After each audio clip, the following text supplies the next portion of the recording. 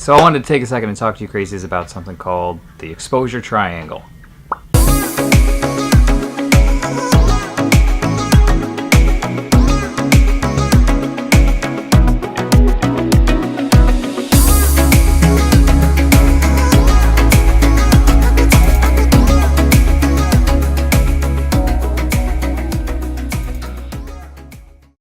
The exposure triangle consists of three things: aperture, shutter speed, ISO.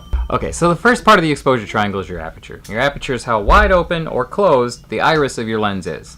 So when it's wide open like this, you're letting in a lot more light than if you have a tiny little hole peeking through to let light to your sensor. When your aperture is as wide as it'll go, the lower f-stop number, it will let in more light to your sensor than if you have it a tiny little dot.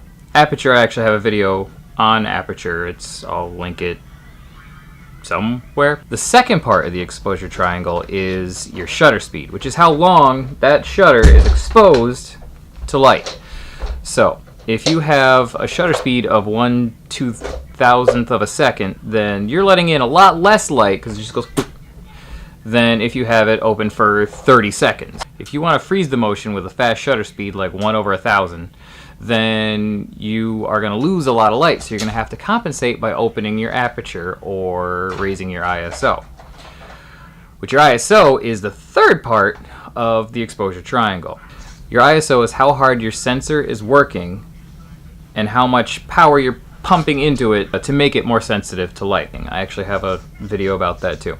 If you have an ISO of 3000, you're letting in a lot more light than if you have an ISO of 100.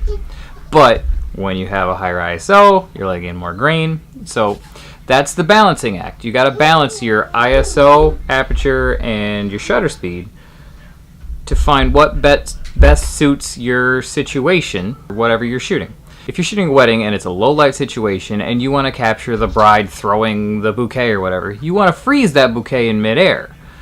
But if you want to freeze that bouquet in a low light situation, in order to freeze it, you got to have a fast shutter speed. You'll have to have your aperture wide open. But that might make it so you can't get everybody in focus because your aperture also controls your depth of field.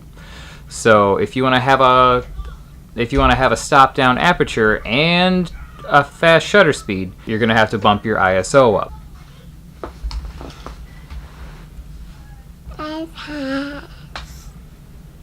I have been invaded. So yeah, first is your aperture, how wide open that lens is. Second is your shutter speed, how fast that shutter moves to expose that sensor to light.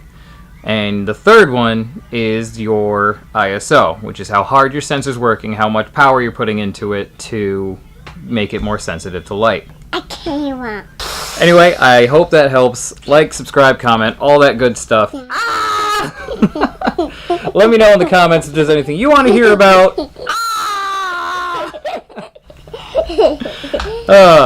Anyway, I'll see you in the next video. I'm being developed.